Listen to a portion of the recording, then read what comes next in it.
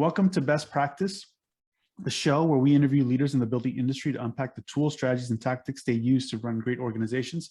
Today, we're excited to be joined by Nik Lahri, CEO of Essel Enviromental and Emergency Response, for a fireside chat about how the random can change your practice. Enviromental helps clients by managing their environmental liabilities on development and construction projects. The emergency response side of the business is something that came to fruition after a fateful call from a potential client, which we might talk about. What started as a two-person family business has evolved into a two-time Inc. 5000 company in the last 2 years in a row. The journey for Essel has been a non-linear journey. The hockey stick growth came from a random phone call for a project that opened up a model that changed his business. Currently, Nik works with his teams to help figure out how to continue solving the biggest needs for clients, whether it's on the AEC space or in the emergency response side. With that, thank you very much for joining us today, Sylvia from the marketing team, and Nik. Thank you. Thanks for having me. Really appreciate it, and pleasure to be here. Yeah, so it's pretty fascinating, this kind of like two sides of the business that you operate in. As I kind of alluded to in the preview here, there was a fateful call. I'd love to get into that. Like, what was the moment that really changed the nature of the business? Because from the outset, it might look like these are two very different types of businesses. So I'd love to get into that. Absolutely. Yeah, that fateful call. I still remember this to this day. Start off like any marketing call. Someone called and said, hey, so-and-so referred us to you. We need to have some needs. This was post some of the fires in the Bay Area, where it was Santa Rosa and Napa. And it was really one of the first times that a large event happened that was significant in size and impact to the local community. I think close to 5,000 homes burnt in a matter of hours. And so went out there, and at that time, Army Corps of Engineers was taking on the lead in the recovery aspect. And basically, they had some needs in doing some very preliminary personnel sampling, environmental sampling to assess the extent of essentially degradation, the fuel and the fire debris, how that impacted metals and soils and hazardous materials and all those things. And long story short, that initial meeting ended up figuring out that what they needed in terms of the time frame was something that they're trying to figure out logistically. So at that time, the immediate deal, what I thought was going to be a big one, didn't end up coming to fruition. But that opened my eyes to what this industry is about, and staying in touch with some of the corporate teams involved in contracts and whatnot. Around the same time, unfortunately, this was a period where, fires happened in the Bay Area, fires happened in Ventura, and I was able to stay in touch with the client and the decision makers to say, hey, if you have any other needs, we can definitely help you out. And lo and behold, by planting that seed, if you will, on a Friday afternoon, the person called back and said, hey, I remember our conversation from a couple of weeks ago. We're actually up against a scenario where we need 20 environmental teams to report to our project in Ventura, California. This was the Thomas Fire. And just want to see if you have the bandwidth to handle that, right? And so for me, Friday, 1 o'clock, 12 o'clock, as I'm like just easing into the weekend, basically get this opportunity. And in a lot of different aspects of my life, I said yes first and figured it out later. So the goal was, the immediate thing was, okay, get us information, but we'll need 20 of these types of personnel reporting Monday morning, 6 a.m., et cetera. And that really was it. So I basically spent the next, almost day and a half continuously in getting what we needed out there in terms of environmental teams, science background that's able to do certain tasks, experience soil sampling, et cetera. And ended up getting it done, right? And for me, it was just an introduction to what this industry was about. I was there myself and really trying to just see what it's like. And it was such an eye-opening experience. At that time, I was operating Essel Enviromental, which started off as a family business, and being able to have the perspective of emergency response and emergency recovery, and just the scale of, number one, unfortunately, the scale of impact these natural disasters have. I think, we're all now conditioned to watch it on, YouTube or cable channels, et cetera. But to be around it, to be in it, and to be in front of these homes that have burnt down, with the homeowners sort of, going through the debris and just kind of salvaging whatever they can, pictures, et cetera. It was very emotional, number one, but number two, it really helped you understand the gravity of the impact these things have on communities, people in general. But then also at the same time, it was amazing to see the power of the AEC community with leaders in the industry to come in and just be able to provide any resources necessary to put the communities back on track, right? And so in this case, that's what really opened my eyes. And for us that year, it happened 2 or 3 different times in different scenarios in terms of fires that year. So that, frankly, the first time it happened, I wasn't smart enough to pick up on, hey, this is a big trend, let's dive in on this. It wasn't until it happened a second or a third time, and I started to realize that we almost basically doubled our revenue just with 2 projects in the emergency response side, right? And it was just, I was like, really trying to do a deeper dive in like what exactly we did so well and what exactly is growing so fast. And it was just the fundamentals of, augmentation. You've got, it's all about, a lot of times in AEC community, billable hours. When you've got the mass of 20, 40, 60 people, 60, 80 billable hours each on a regular basis for 4 to 6 months, obviously that, depending on whatever your multiplier is, whatever your burden is, all these things, it's going to be pretty significant scale, right? And so that for me was a eye-opening moment in the sense of coming in, thinking of myself as an engineering company owner, professional services, and here something else is kind of the numbers you just can't ignore in terms of just that ability.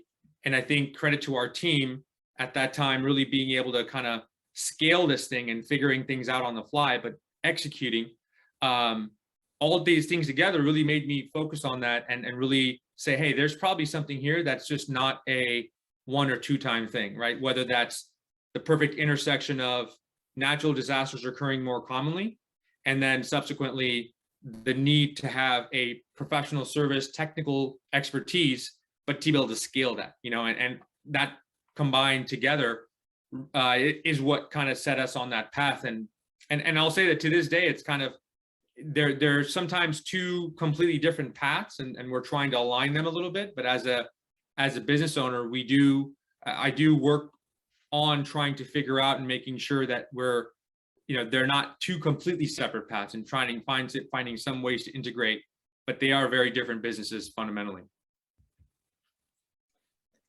And in addition to emergency services, I imagine that many AEC businesses can pivot up also to the pandemic, just like anything that happens where there's a need. I remember the firm I was working at wanted to, I think they eventually used their hospital relationships to find projects there because they're, but it was, I think, can you speak to what kind of relationships you were trying to cultivate? Because there's there's no plan in place, right, when these disasters happen or when these pandemics happen. So what kind of relationships did you cultivate? And then how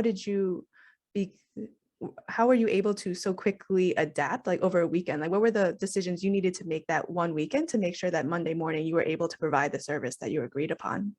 Sure. So great question. So first and foremost, I think the context, I think you just have to have context of where you're at, right? So first and foremost, really understanding what piece are we in the puzzle, and there needs to be some sort of just being street smart and having the acumen to figure that out, right? Because at the end of the day, when you get a call like that, I was very well aware that we weren't the first call. You know what I'm saying? No one gets that call on a Friday afternoon because you're the first one in line. And I have no problem with that, because that's how opportunities come about, right? So for me, I knew that they probably tried their first shot, their second shot, they just couldn't do it. And they're like, this one guy keeps calling me, let me give him a shot, see what he can do. And we'll take it from there, right? And so I think understanding the context is important. So in that case, we understood that we're working obviously for the prime. The prime has a contract with the state. Their objective is to get this many number of sites, to be able to show up with the team so that they can show the technical teams or the state that they have the teams needed with qualified subcontractors and teams. And as a result, then they'll work to execute the project no matter how long it takes. So then now it's understanding, okay, so then the people that show up should be ready to hit the ground running. They can't, there's no time to train, right? And as a result, the way I'm going to make a name for myself as an organization is by being able to show up with the best people right out of the gate, so that they can all of a sudden see, wow, this company is different than even our number 1 and 2 and 3 even, right? So then that's going to force them to say, let's move them up another notch or whatever it might be. So I think first and foremost, that context. Secondly is understanding what the person that you're dealing with directly, who are they answering to? And based on what they're asking us to do, what is going to be considered successful and what is going to be considered unsuccessful? And obviously, how can I, based on what's going to be considered successful, how feasible is that, right? So all those things kind of came together in that period. And so for me, it was something as simple as being in the business that I'm in, environmental services and environmental consulting, always looking to hire technicians, associates, geologists, et cetera. And thinking back at the time, it's like what has worked for me in the past is very simple. Just post ads on whatever job sites you see, call the people you know, exhaust those possibilities, simultaneously dive into getting the word out there so that people can come to you and setting up that funnel, if you will, for prospects and prospective employees.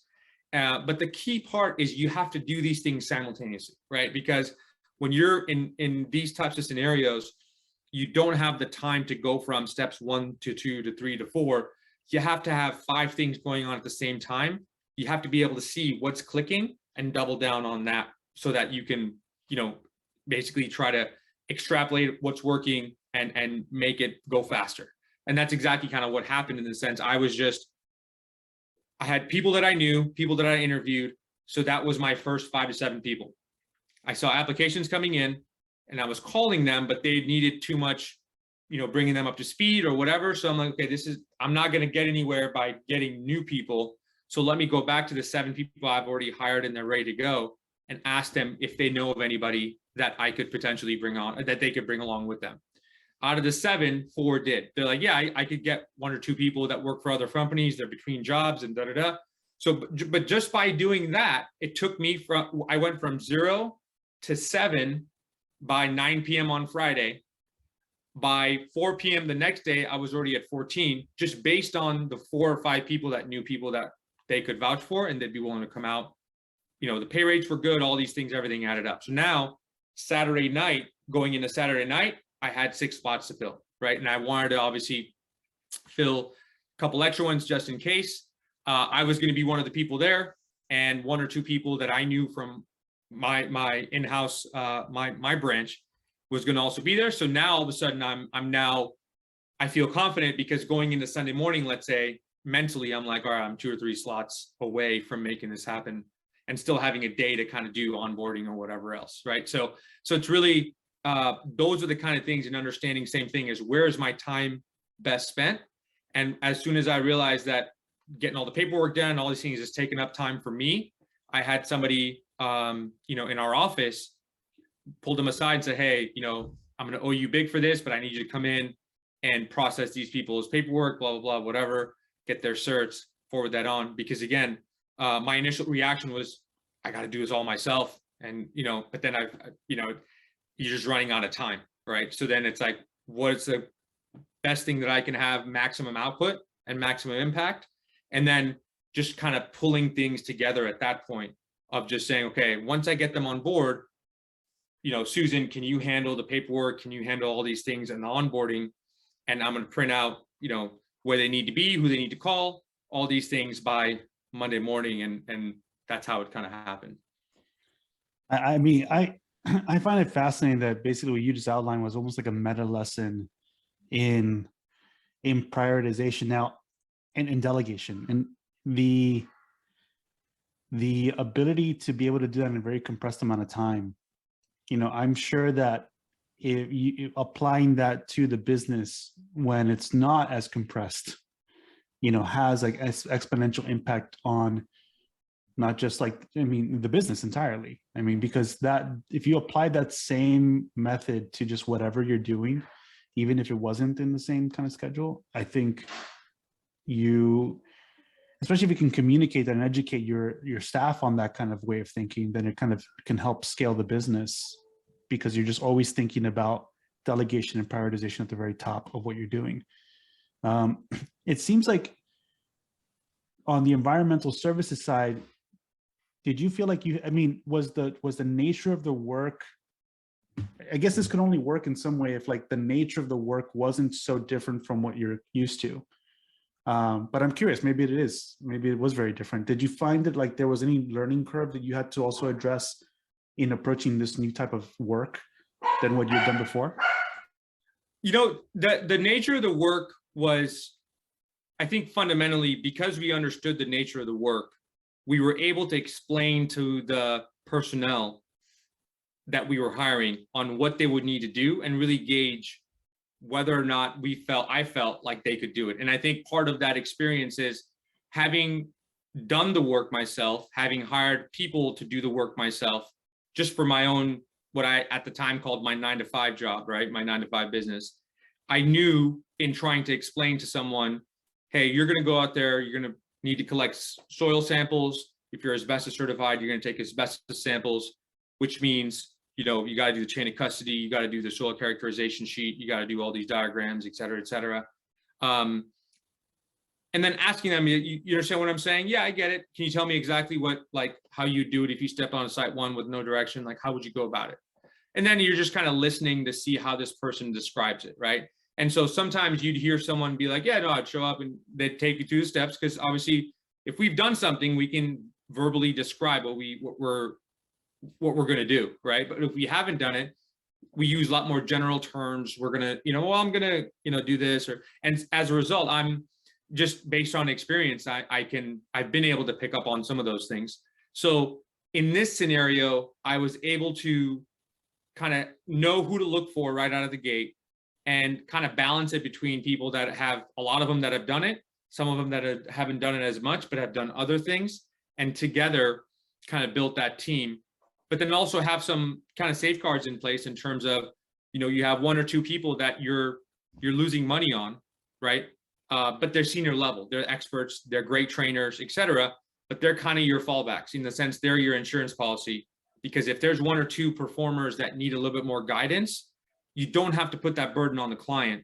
You can tell them, hey, talk to Steve. Steve will bring you up to speed on what you need to know on a regular basis. And so it's a collective sort of experience. And really it's project management and execution 101, but in such a condensed schedule and high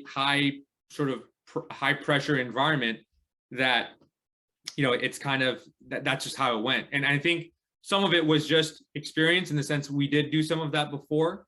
And since then, we've expanded into just general positions within these emergency response realms, across the board, where on an average emergency response project on the wildfire side, we might carry anywhere from 60 to 100 people on a project.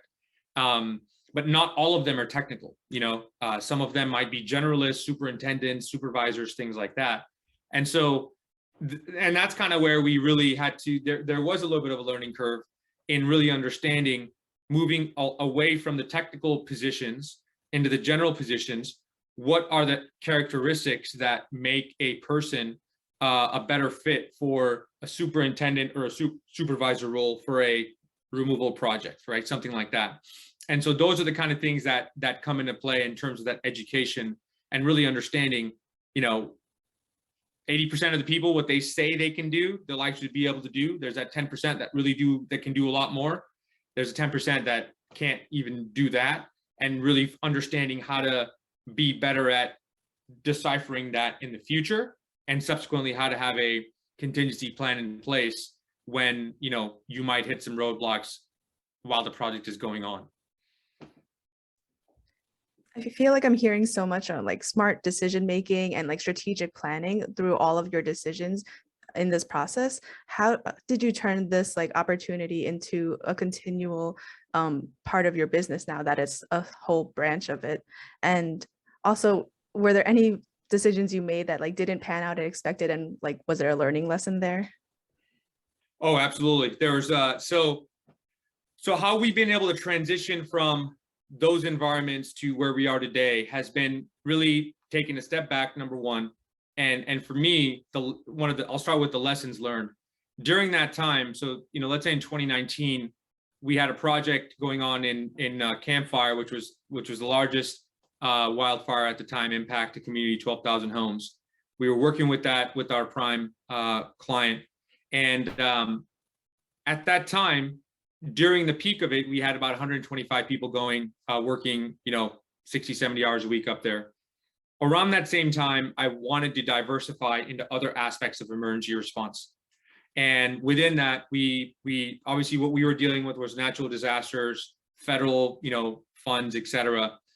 We made some decisions to hire on a team that kind of would help us do similar type of emergency response, but more on a local level, right? So more emergency response related to restoration, mitigation, things like that, with traditional kind of scaling apartment communities, buildings, et cetera, restoration industry, if you will.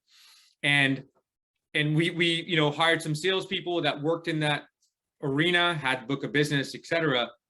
But the challenge was that, we dealt with a market that was highly commoditized, right? So at that time, we really became a labor supply company, which is, there's nothing wrong with being that, but going from an environmental company where you're providing technical personnel that can command a typical billable rate, if you will, and then going the other way and becoming almost like a day labor company within the emergency response space, but having the clientele that is highly commoditized.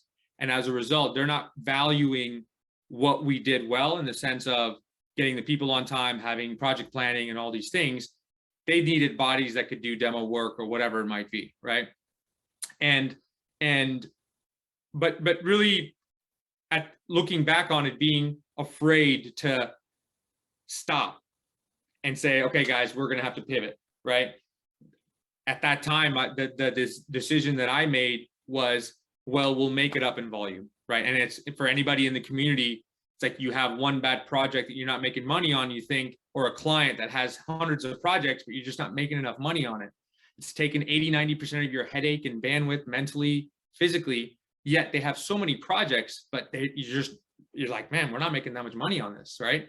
And the reaction is, well, they're keeping us busy, and that was my mindset.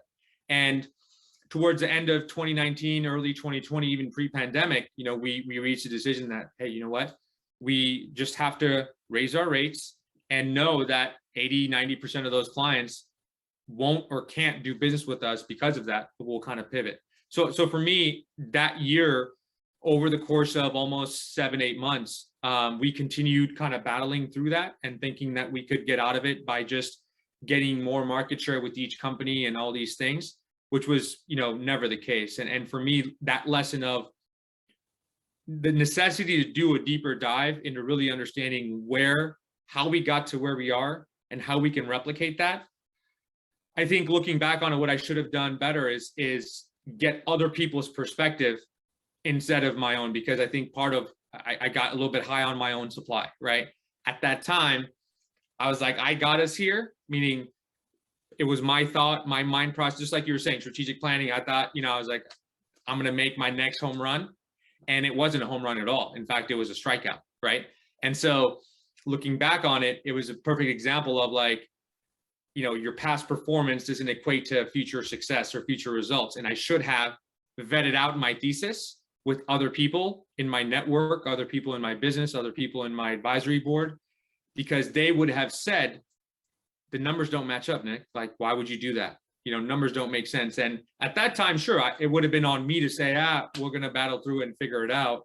But so it was that sort of, I guess, ego, you can say, in that, got a big humble pie from that and saying I should have done all these things but what I was doing was I was thinking back on that weekend when I made those things happen and those choices that I made since then, to thinking that I could build this huge thing by myself based on decisions that I've done in the past. You know what I'm saying? And so to me, that was the biggest lesson, is that you got to let other people in, got to let them see what you're seeing, hear you out, and then you have to be prepared for people to be like, that makes absolutely no sense, and this is why. And be willing to listen to that without getting defensive, without being like, you don't know what you're talking about, and being like, yeah, okay, then maybe we don't do this, you know? And that's what it was. But you know, since then we've been able to kind of pivot to very specific project-based staff augmentation. So construction projects, emergency response projects, utilities project. Obviously, with the labor shortage that we have across the board, especially in the AEC community with talent, we focus in on these types of projects, whether they're emergency response projects or remediation projects where they need a certain skill set for a period of time that we have already, right? And so what we've tried to do overall is keep a lot of our personnel that work on these projects on board with us through the months that there isn't any firework to take place or anything like that. And so we almost reverse engineer the market and market their skill sets to the companies that can take them on. And that in and of itself kind of created almost like a reverse industry, to where the people that we continuously bring in and they work on our various sides, they're then able to work on other projects throughout the year and create a division just based on that. Yeah, I mean, it's fascinating. I appreciate the deep dive and sort of like the lesson learned about, you know, at some point you have to know when to turn things off that just aren't working. And I mean, the whole making up in volume, that is, I mean, I hope the people that are listening really kind of take that to heart, because sometimes whether it's the sector that you're working in or the type of client that you're really focused on, like it just doesn't pencil out for the kind of lifestyle. Let's say if you're like a residential, if you're an architect and you focus on residential, like to maintain the kind of lifestyle that you're looking for, that hopefully keeps you healthy and sane and all that, like you have to know what's giving you energy and what's taking away energy.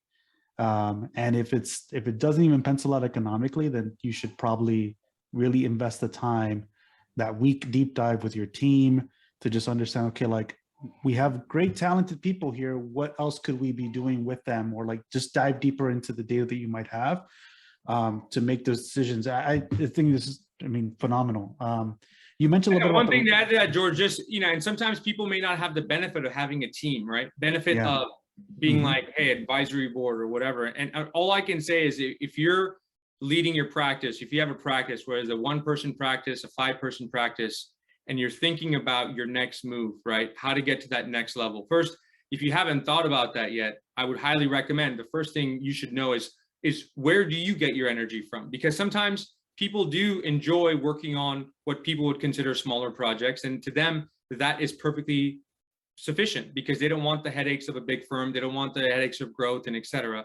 Whereas other people want to grow something to a certain size and perhaps pivot into something within a firm where they're not the one leading the efforts every single time, right? So I think looking back on it, like knowing what drives you and where you think you want, where you get that energy from, just like you said, George, I think that's important, right? That awareness is important.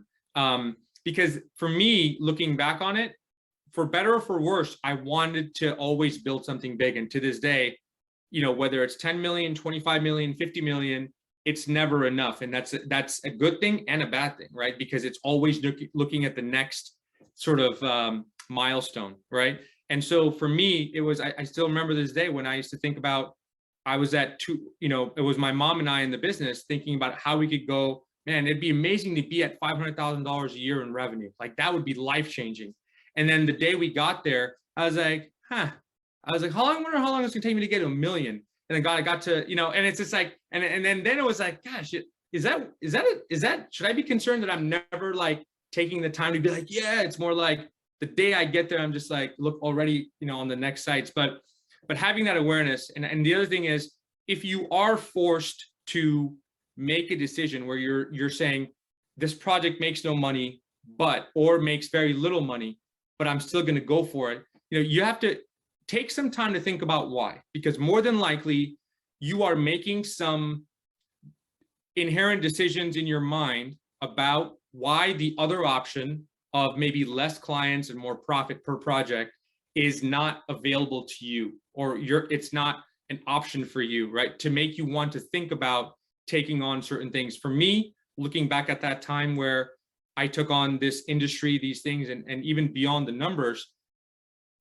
it was just, I just wanted to feel like I was in something, I was doing something, right? And that restlessness of feeling like I'm at least doing something to get myself in the business versus just kind of waiting for the right opportunity and planning and, you know, executing and things like that. For me, that restlessness of wanting to just get into something and figuring myself out of it, you know, was what got me in that scenario, right? So similarly, if you're looking at certain scenarios where you're doing projects that aren't making the margins you want or the money, you know, profit that you need to build a practice, it's really to understand what other assumptions are you making on services or other things that may or may not be available to you that you're thinking, oh, well, no one's going to want to work with me yet because I'm a one-person show, right? Or no, I can't get those types of clients because X, Y, and Z, right? And really being able to do a deeper dive and like, is that really true? Because a lot of times those are the decisions, assumptions, we might be scared to go after certain things because we're afraid of being rejected. That forces us in this corner. And then this corner ends up being such a vortex of, you know, time suck, energy suck, everything suck. And you're like a year or two in, you're like, yeah, I'm doing all these projects, but man, I'm burnt out. I don't have the money to show for it. And, you know, how did I get here? You know, and it always starts from some type of assumption on something that might not be available to you that you think you just can't get. We talked about this a little bit in the green room, and I'm gonna try to connect a couple of different dots here, but like, I feel like, and I'm very curious to hear more about this component of your business, but there's probably part of the answer is just diving deeper into what your potential customer wants. And we talked about like how you approach marketing, which is very unique, I think, within the industry. Probably there's 1% of the entire industry approaches marketing the way that you do, which also ties into like how you've been able to probably to reverse engineer this idea of like the emergency services into more of a yearly service that you can use the same people to work with different clients. Can you walk us through a little bit of like how you generate demand for your services? Because I think likely partly, I'm going to take a guess, but part of the answer in there lies about is really understanding what your client is. So everything that you just talked about like, you know, taking a step back, or like if it's, you know, if it's not the right project with the right margins or things like that, if you the answer is probably just focusing more on what the right client wants. So even if you feel like a one-person firm and you feel like that type of client's not available to you, maybe the real key is just learning how do they think about the decisions that they're making, and then show up, and then figure out ways to show up in front of the line, so to speak, which I think is kind of part of like how you approach marketing. So we'd love to maybe if you can walk us through a little bit about what digital marketing means for you and how that's been helpful for your business. Sure. Yeah. So first and foremost, you know, part of what we were talking about is really understanding how our clients become our clients, right? And how do they find us, whether they are a referral, whether they're calling us on our, you know, main line, or submitting a question or a proposal request to the website. Really understanding what's the steps they go through to get there, right? And sometimes we have to look at our clients and say, are the clients that I'm getting now the ones that I really want? Which sounds bad to say, but fact of the matter is there's an ideal client profile for a reason, right? And really understanding, am I putting myself in front of those clients? And so first starting there. So really understanding where those people hang out, right? So let's say if you're looking at ideal client profile A, single family homeowner, wants to do addition, renovation, whatever it might be, they're that profile. Ideal client B, you know, workplace director for a large Fortune 50, 500 brand in building out international offices, et cetera, right? So it's figuring out, so really doing a deeper dive into who those people are, right? So now if you're on the B2C side and you're going direct to the customers, and end users, more than likely they have tools available to them, and it's a matter of making them aware of who you are, projects you've done, reducing the inherent risk of hiring a bad architect, and how are you potentially going to eliminate those possibilities of that happening, which is obviously, let's say different technologies, reviews, et cetera, are there. Similarly, on a B2B side, when you're dealing with that type of ideal client profile, understanding, okay, if I was a workplace director, where would I start to search for the types of, services that I want to provide, right? Are they going on Google and typing in, architect, interior architect or design, more, and genuinely finding that out. And you could find that out by Google Search Console and saying, is there a lot of searches being done for that? Or what are the searches being done for the types of things that I want to do? And generally what you're going to find is that data will show you how much volume in terms of interest there is, whether it's in social media, whether it's in hashtags, whether it's in search, right? Because then similarly with, let's say, the more niche and more powerful they are in terms of B2B brand that has 500 places that they need designed or whatever, more than likely for every Fortune 500 company, there's probably at least 1 or 2 people that deal with that. And generally what I've found is they all like to create an association that's there, right? Because at the end of the day, we like to hang out with people that are kind of like us. And from a professional standpoint, that's the reason associations exist. Hey, what are you doing in your organization that I can learn from, and vice versa? How can we combine resources, and et cetera, et cetera? And all of a sudden you'll find that there might be a Workplace Director Association of America and right? So then it's a matter of, okay, so how can for me to do business with workplace directors, all it takes for me to work with 5 of them over the course of a year to reach my target revenue, whatever. So if I needed to go with 5, where do they hang out? Well, what place better than, first of all, you need to know who they are. Then where do they hang out? And now it's like, okay, as anybody that's buying a product, service, how does someone become relevant in their space?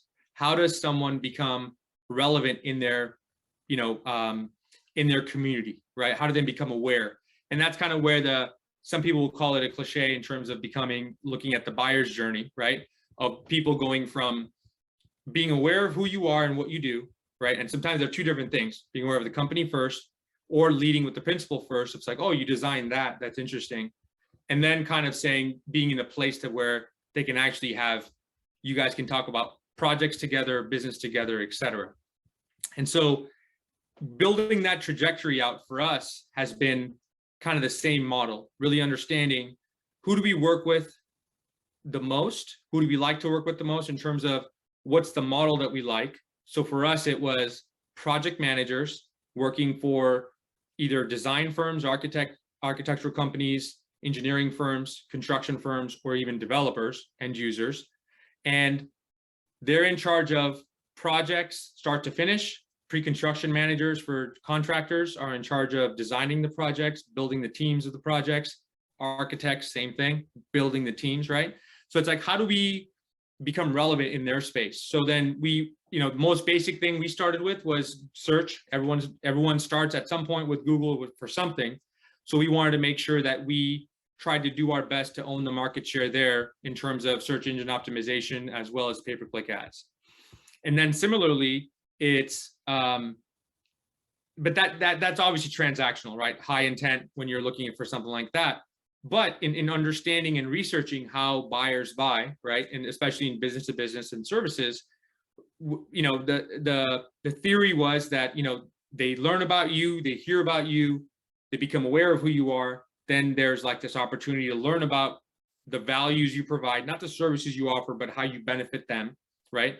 And then eventually there's going to be a scenario where they're going to need a proposal and they'll reach out to you. And the whole name of the game is, how can you do that process, condense that time frame, and do that 1,000 times a year, right? So for us, we're really in the process of diving deeper into that. And as things change in the technology side, really figuring out, okay, in addition to SEO and pay-per-click ads on Google, how can we create and stay relevant with our potential clients. Just, I mean, Monograph's a great example of exactly that, right? How to stay relevant and just take up a little bit of equity in the mind and saying, wow, that was a really insightful webinar or session or even event that I'm going to or I went to. So same exact thing for us is how do we take up a little bit and be relevant without, pitching our services? Because if they know us, then we will reach out to them. They'll reach out to us automatically. And that's been our journey, continuously, is really figuring out different ways. And obviously tools, technology has helped in terms of HubSpot, marketing automation, ads, videos, LinkedIn. All these things have really helped in making sure that we are top of mind and stay as relevant as we can with our target market, across the board in the ways they want to consume it. And I think that's the other thing, and probably the biggest thing is understanding the way that buyers buy, the process, but then really understanding how that's changing. And it's interesting. Obviously, a lot of people have heard of Gary Vee, and it's really understanding like what he talks about in terms of, building the brand, but also like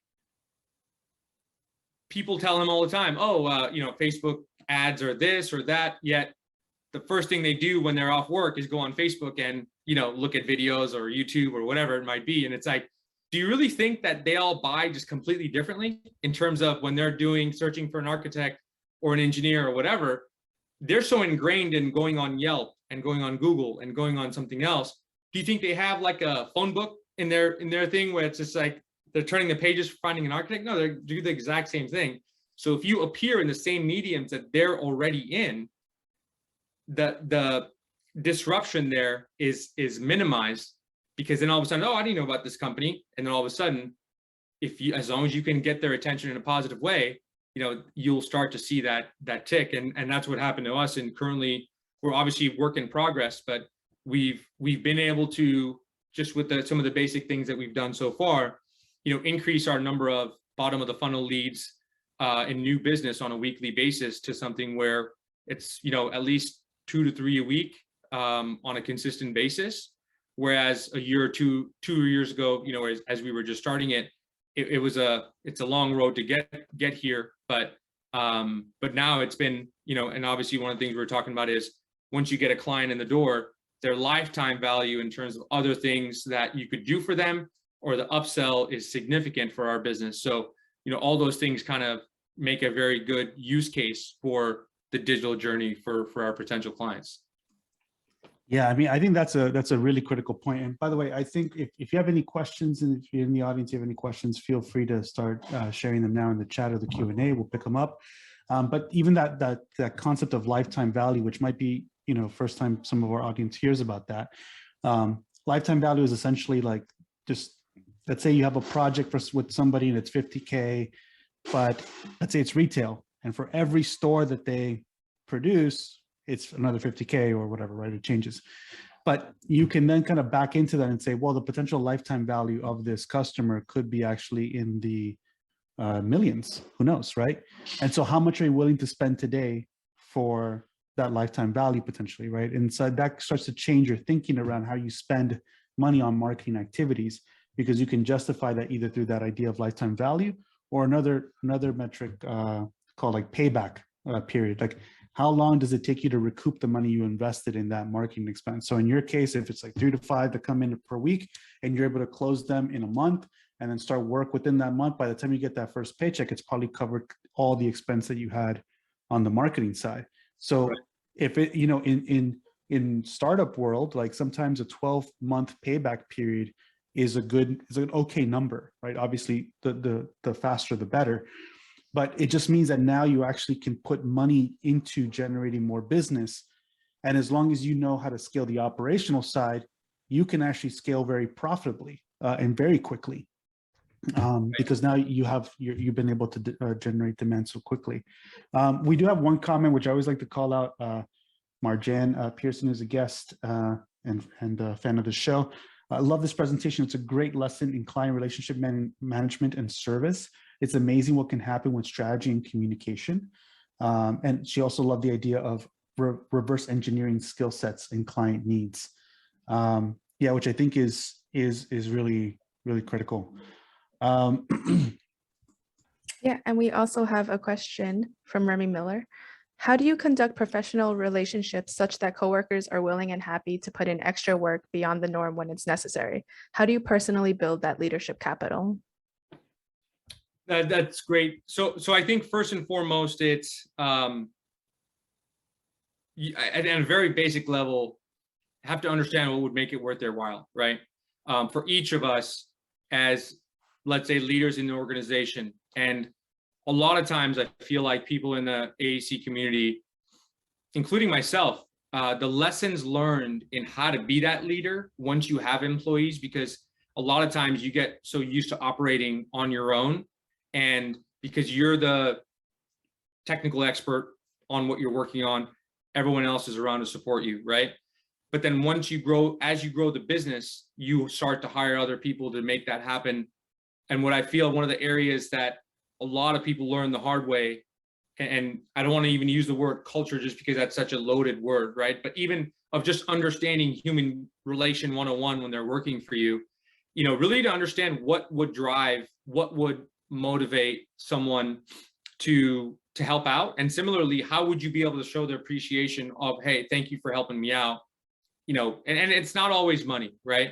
So I think first and foremost, really understanding that what is it that drives the people that need to help you out, right? That are helping you out. And similarly, to get to that point of even, in a certain capacity, it's like as a team, if where you need the biggest help and you're not sure if the people that are working for you are going to be willing to help you out or available to help you out, I would say that that's not an ideal scenario to be in right out of the gate, right? Because at the end of the day, you want to make sure that people around you are willing and they understand like how important this big deal might be for the company. And as a result, they're willing to help you out and they're willing to step in and make it happen. Now, not everyone is going to have the ability to drop everything they have and just jump right in, 2 arms and 2 legs and just jump 100% in the deep end with you. And you have to understand that's okay, right? But the people that do, I think being able to bring them along with you, they may not understand how big of an opportunity this is for you as an organization, right? And a lot of times we as business owners assume that people and our employees are looking at things in the same exact lens as we are, in the sense they understand the difference between a highly profitable client versus a low profit client. The reason for keeping a highly profitable, highly demanding client, satisfied versus a client that, is low margin and low volume. So it's making sure, number one, you're very clear about why this is important, why this is different. Obviously employees are like, oh, is he or she going to start expecting this every weekend or every night? And it's like having those discussions up front and being like, look, this is a big deal for us. Here's what I'm going to need from you. Can you help me out? And without even having them saying, let them know that, hey, in return, I'll be happy to have you take Friday off or Monday off, and to kind of balance it out, just because I'm kind of stuck in a bind. And for the most part, I can't imagine someone that's working for, a firm, whether it's small or mid-size, and, the owner coming to them and saying, hey, I need your help. Here's how we can come up even and I'll make you whole type. Most people will absolutely step up and say, yeah, I'm happy to help you out. Or, hey, I'm slammed this weekend, but I've got 3 hours between this and this that I'm happy to help you out, right? And you just got to be able to roll with it. But I think number one starts with the transparency of making sure people understand we finally got a shot with this opportunity. Here's why it's a big deal. And this is why we want, we need kind of all hands on deck, and also be ready to make it a two-way street. As much as they come through for you, do something for them that kind of shows the two-way appreciation of like, hey, I recognize and I appreciate the sacrifice you had to make to be available on Friday night or Saturday morning. As a result, I know you were talking about going to, X, Y, and Z. Here's a voucher for, whatever, because that shows that you also went out of your way to, just kind of that token of appreciation.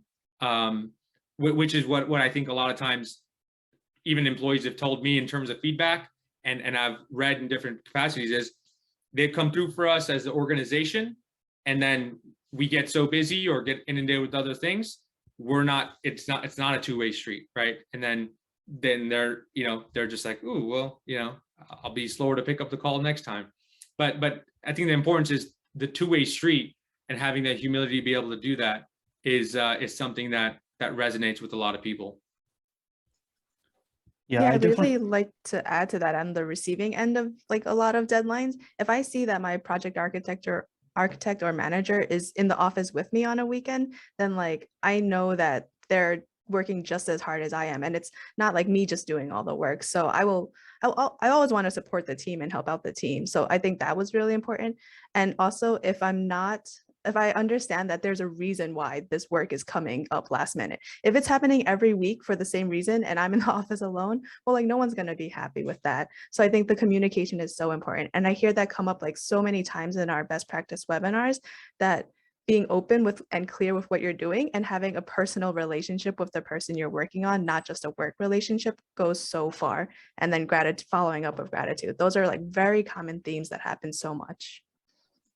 I think Yeah. the other component to it's like can you reflect on the reasons why? And I think like what Sylvia's getting at too with this whole idea of like, why are we here, is really helpful. I mean, because then that way leadership shows that they're sort of diagnosing the problem, because it likely led to this point that we're here in some capacity.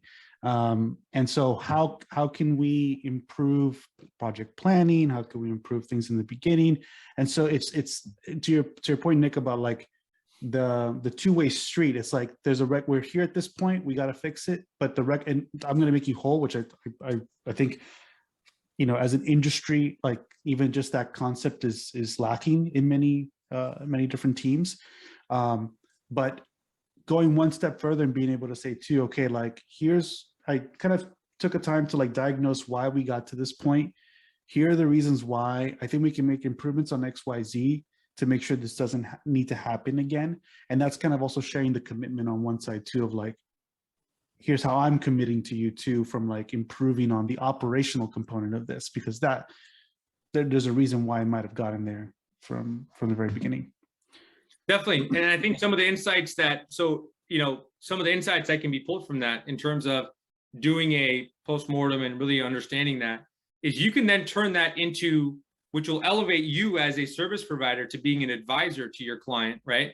In saying, when you're seeing either the same client or another client head down the same direction, of all of a sudden, all hands on deck at Friday at 3 p.m. when it could be prevented, the moment you start to see those signs again, or even as a, getting ahead of it, letting the client know, hey, just let you know, in our process, this is how much time we recommend that you allocate to each of these milestones, right?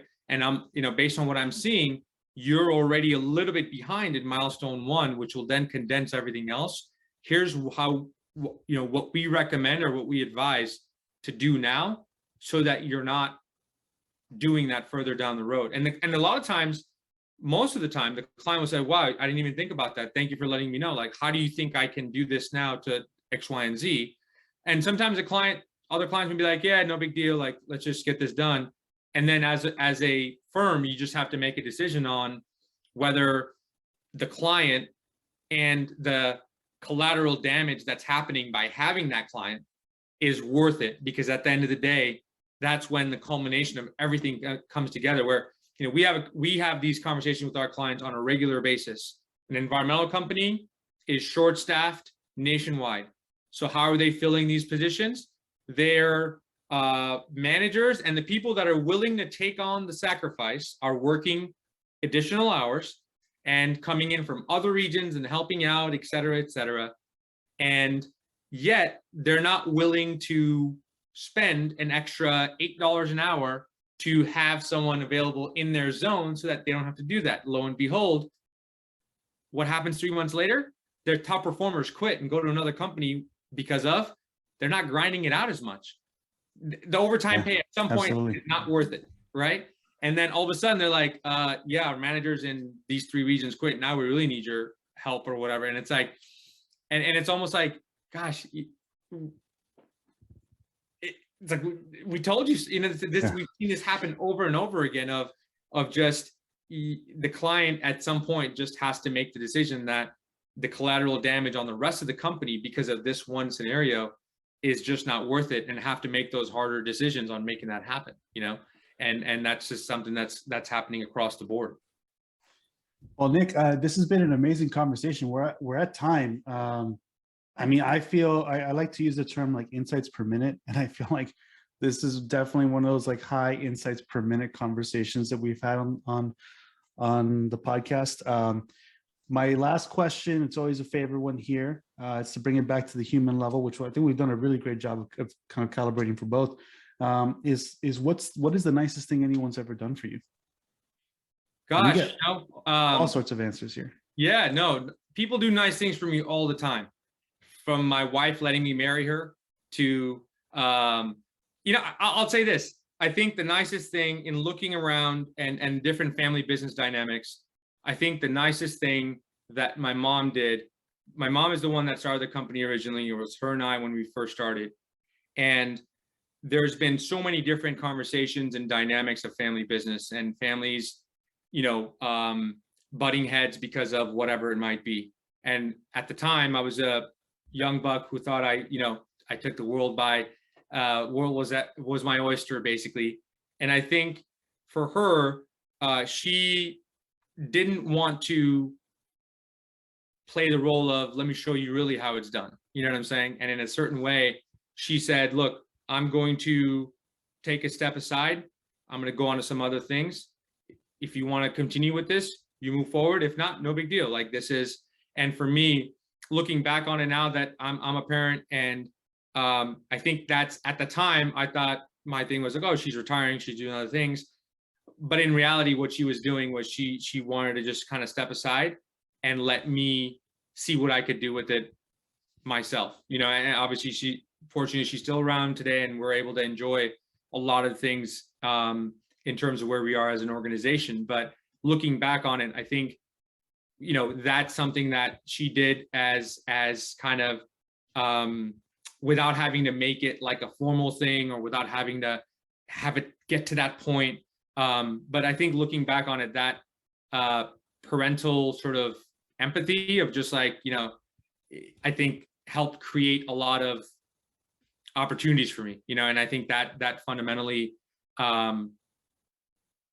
really kind of opened some doors and kind of helped me see myself as the business owner that I've become. But I think that was probably what started it all. But I try to do a decent job of trying to stay appreciative, right? And we all talk about gratitude, and it's really something that as a 2022 a goal is to be those things. And I try to talk with my young kids and just thinking about what are we thankful for, and everything from clients giving us opportunities to vendors and all across the board. If you're looking for kindness and you're looking for ways that have been people, it's across the board. And in a lot of ways, I consider myself very fortunate in a lot of the things that have happened and aligning me to where I am, and obviously trying to do a better job of giving that back. But overall, I would say that was probably, business wise, something that's really set a lot of things in motion. Thank you for sharing that anecdote about your mom. I think that in its way, it sounds like its own leadership lesson, which it seems like it's been a great platform for you to continue to apply and learn how to be a better leader over time. And I feel like that's a really great source of inspiration for that. So with that, thank you so much. Speaking of gratitude, for taking the time to join us here. Thanks everyone that's listening for your time in just like getting to know more about Nik as well. And hopefully you're absorbing some of like the kind of like mile an hour insights that are being thrown at you. There's so many ways in which we can dissect this. And yeah, so appreciate also, as always, Sylvia, for joining me as well. Great questions. And with that, have a great weekend, everyone. Take care. Thanks guys. Nik. Really appreciate it. Great job. Cheers. See you next week. Bye. Bye.